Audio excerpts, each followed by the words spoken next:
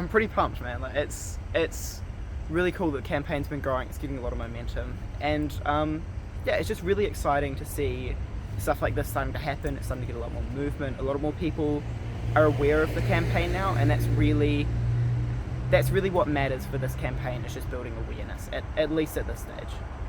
Yeah. What kind of publicity has been around the campaign launch so far?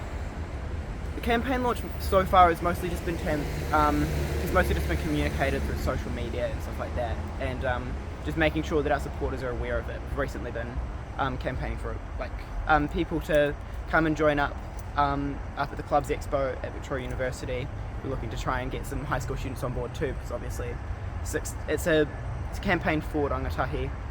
Most 16 and 17 year olds are in high school, so yeah, and just with that growing awareness of the campaign from the recent developments, a lot of more people are following the social media channels. There's a lot more awareness growing of it. How old are you? I'm 17. Yeah. And so why do you think it's important for the election voting age, general election voting age, to change to 16 in New Zealand? There's a whole bunch of reasons that I could name, but I have a personal favourite. So my favourite is that the age 16, because anywhere you draw the line, it's going to be a little bit arbitrary, but the age 16 is the age where you can drop out of school. So that leaves two options.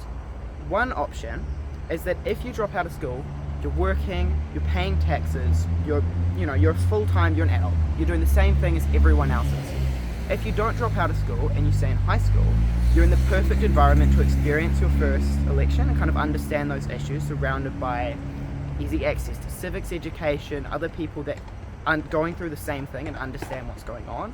And that can feed a lot of political engagement over time. So that can actually grow our youth voter turnout, our youth perspectives, all those things, more than just 16 and 17 year olds, but long term it will actually have a big impact, larger than just that group. What kind of impact would you like to see that make? I would like to see politicians taking youth issues more seriously, because it's very easy, especially if you go up to like a local MP, one of the reasons they try so hard to listen to you and to understand what you're fighting for is because that they know that you're a voter, that if you support you, they'll win your vote. The 16 and 17 year olds, you don't have that, so I just want to see youth voices represented. There's a lot of youth issues which don't get much attention, or when they do get attention, get quite quickly brushed off.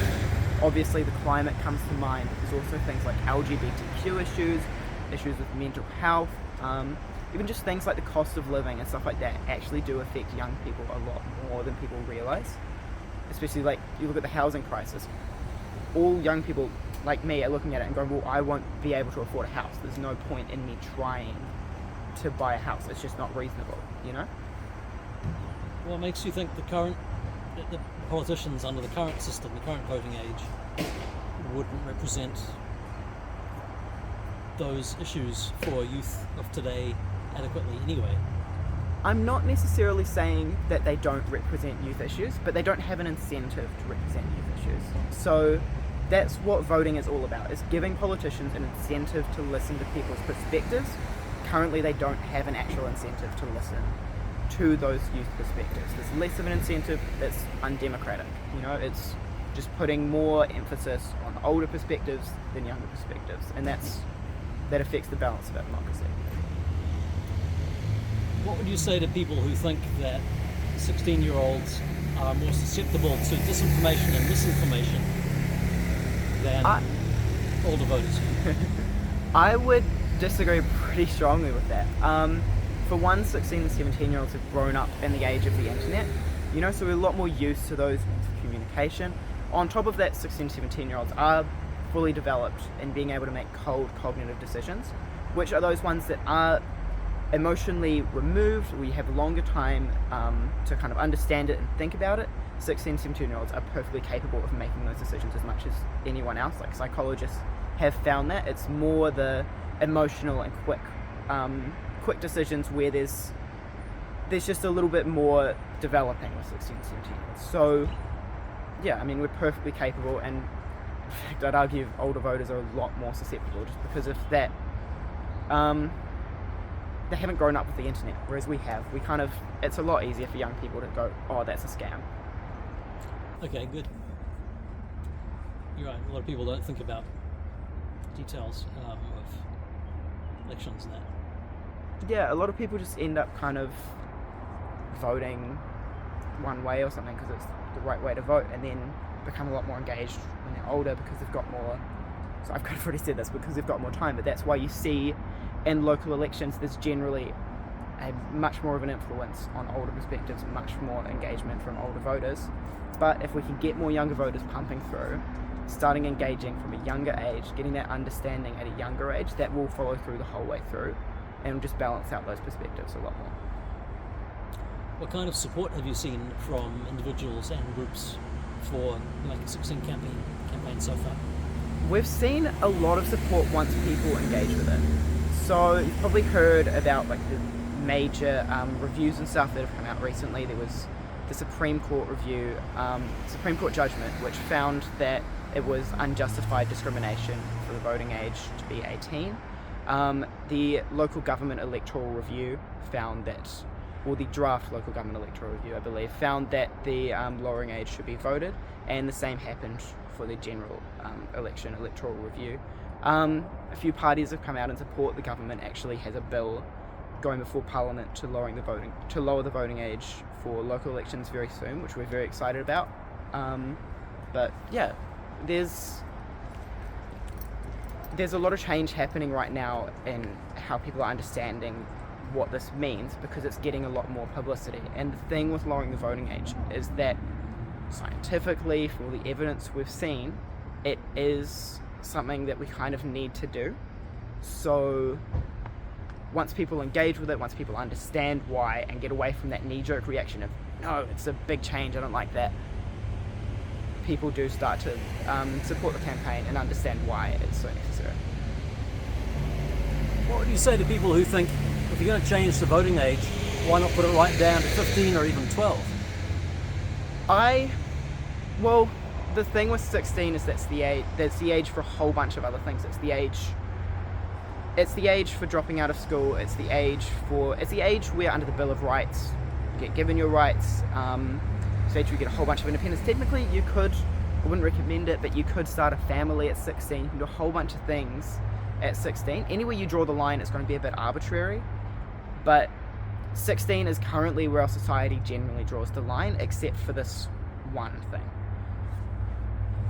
When did you first want to join the movement, or think that it was worthwhile changing the voting age? Was it this year that you studied politics, or was it Interestingly, last year? it was probably about like a month before I turned 16 that I really got on board with lowering the voting age. So I like to think it wasn't self-centered, but it was. I got involved in another youth organisation, kind of started to understand what politics means, why you should really get involved in it. Because I'm from a rural background originally. I'm from Northland, like proper Northland.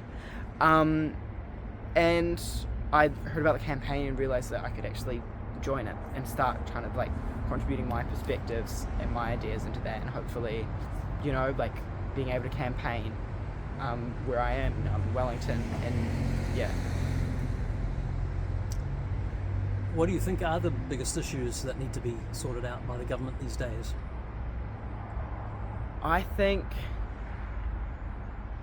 personally there's a lot of things that the government needs to really focus on. Like, obviously education is a massive one. The climate crisis is a big one, and those are all issues where youth perspectives are kind of at the forefront of dealing with them. All those long-term issues that are going to take a long time, or even building proper usable public transport networks in our major cities. I mean, that's something where youth are more affected by it than anyone else, because a lot of young people in cities don't feel the need to waste their money on a car if they could have a working public transport system, stuff like that. Personally, as a tertiary student, that's kind of like the first thing that comes to my mind, and I would like to see the government really take action on making sure that our universities are well funded, because it's a massive loss. Sure. If Victoria University is not doing bad enough to be losing $33 million in 1 year. That is ridiculous. It's an issue with the funding model, not the university, because the same thing is happening all over the country. It's not just Victoria. In high school education, I think there's a lot of room for improvement, which obviously teachers have a better understanding of than anyone else. But yeah, especially certain issues like things like this is just a personal view, by the way, not a view of the campaign, but things like consent and stuff like that, consent education. That's something. What is it about the climate crisis you'd like to see the government doing more of? I'd love to see them not backing out. Personally, Backing out of. backing out of the commitments they'd already made just in the last few months. Yeah, I mean, I'm going to be affected by this, and I want to see them. I absolutely want to see them working with farmers, but I want to see them seriously putting their foot down and not backing out. At the moment, there's a little bit of political pressure, or they're worried about losing an election on simple things like a container recycling scheme that was supported by like 92% of the people that submitted. Like, come on.